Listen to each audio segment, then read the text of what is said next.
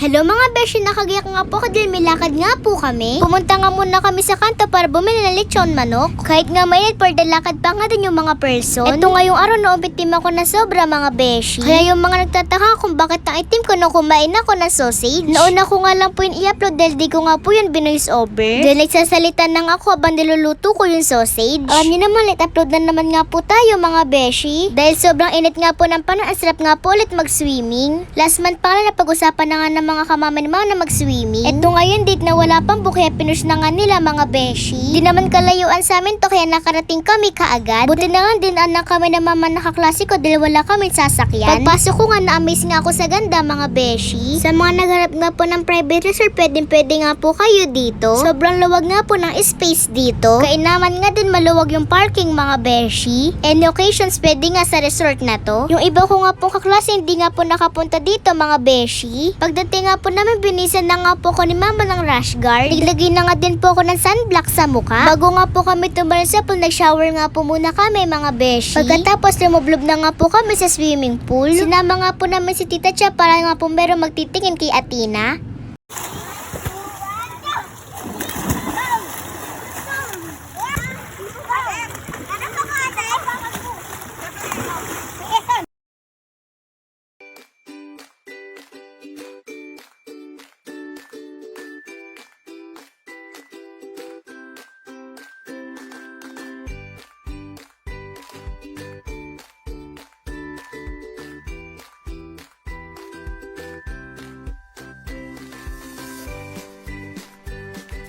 Sa mga gusto nga po magpabook, PM nyo nga lang po ito. Ito nga po FB page nila mga beshi. Bago nga po itong resort, kako-open nga lang po nila. Ayos nga to sa mga may mag-selfie dahil ang ganda nga ng view. Kung gusto nyo nga po mag-overnight, pwede nga po kayo dito dahil meron nga po dito 2 kwarto. Meron na nga siyang 2 bed sa isang kwarto. Air condition na nga din po yung room. Busy nga po kakalawit kaya sila mama na nga po yung nag-tour dito. Ito naman po yung sila, sobrang linis nga po mga beshi.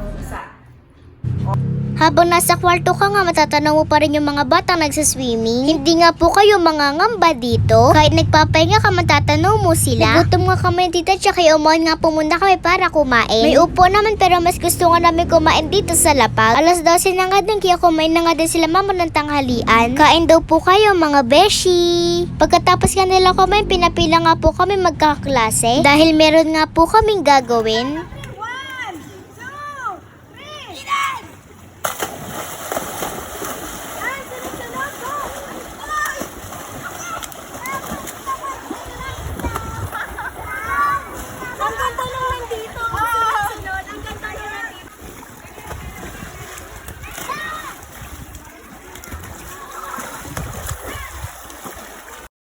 Sobrang init na kaya umuon nga po muna kami nakaklasiko. Doon nga muna kami sa kwarto tatambay. Tamang food trip nga lang din po kami dito mga beshi.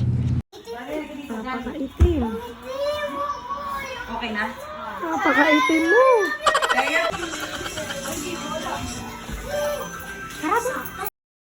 Papapon nang kaya nagpalam nga po ito kay mama mag-swimming. Nagpalit nga lang po ako ng rash guard. Muntik bang madula si Teo? Naisipan naman namin maglaro ng moro-moro. Kaya umuon nga po muna kami sa swimming pool.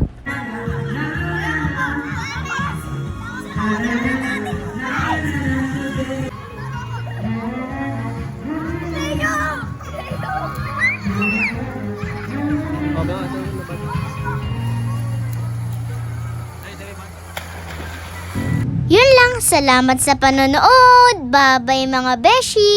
Thank you so much po Mami Kathleen.